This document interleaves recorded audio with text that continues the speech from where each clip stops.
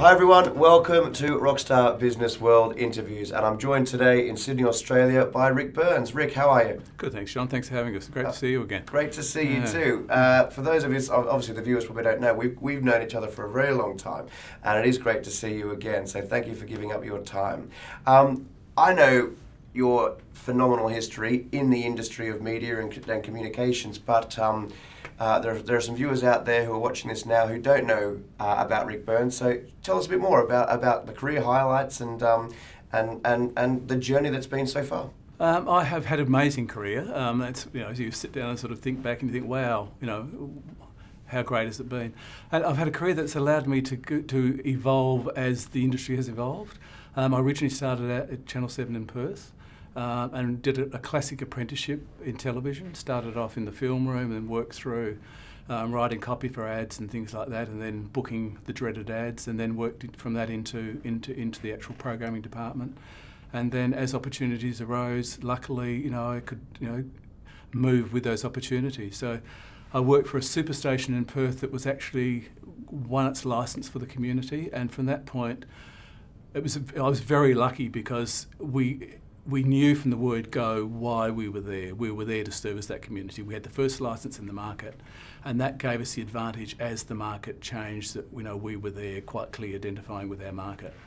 And then as the industry changed, opportunities, so we had television that was very localised for each market. You had a licence for that market. And then as the opportunities changed, as the industry changed, which is what I want to talk about a bit later on, we had the opportunities to move with it. So going from having a local station to then being part of a network, so you're independently owned, but you had the opportunity to buy, from a 7 network, a 10 network, or 9 network. And then as the media rules were changing, I had the opportunity to leave Perth and go to Melbourne to work for a network. And then that network was the O10 network, which eventually became the 10 network. And it was sort of the laughing stock of the industry at the time, because basically it had the lowest audience figures. It was up against a superstation, GTV, Channel 9 in Melbourne, and HSV, which was the home of sport. And as things evolved, we had a joint network in the end. By joint network, I meant we actually had common ownership between Melbourne and Sydney, which is always very important. And that common ownership was Rupert Murdoch. So from that point, we then went from being local to then being part of a network. We then put together a network schedule. So the programs were then put in the best spots to benefit across Australia. And as that evolved, there was then a change of ownership. So Rupert sold out of Australia and gave up. He sold them very well, his channels in Australia, and then moved to America. And my original chairman of my original company in Perth had actually moved with Rupert and ended up in New York, and he ended up being the chairman of Sky.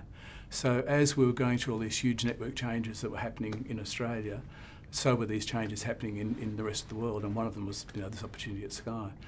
So I knew that I was going to be moving from Melbourne to Sydney within the next year. The plans were with networking, I'd be moving from Melbourne to Sydney, which is where the headquarters, everything was going to be.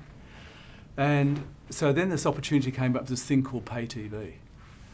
So knowing, once again, being a relationship sort of person, knowing the person that I had originally worked for and the opportunities that had been afforded me as he grew and I grew, I thought, why not? Let's give London a go. It's one of those things I'd be thinking for the rest of my life, God, I wish we'd given it a go, I wish we'd given it a go. So I was very fortunate. My wife was very, very keen for the challenge. My kids were at an age where they would benefit. They were sort of 8 and 6. So we sold up and headed to London. So London was a great opportunity as much as, it was just truly being a pioneer. So here I went to this market which I didn't know much about, arrived there and then had to, find an edge, find how we're going to grow this business. And it was 4.5 years of the best times of my life, both personally and professionally. We had, opportunity. We bought a house and we lived in a great community. We had, still friends. We got lifelong friends that performed from that. My kids have been back to England, very confidently since then, and worked and lived there. And then, came back to Australia at a time when pay TV was happening here, and came back at a time once again that was at the right time for my kids as they were entering their senior school. So, I've been very lucky that I've had opportunities I've had people that have mentored me, that have helped me make those decisions to move. I've had, you know, a very supportive family, so I've been, you know, really lucky in every front, because I've had other friends who, you know, their partners won't move, or their children, you know, for whatever reason haven't been able to move. So, and as I say, I've been lucky, and I've probably been at the right place at the right time, and probably had the right people just giving me that little bit of a push, like, you know, Burnsy, give it a go.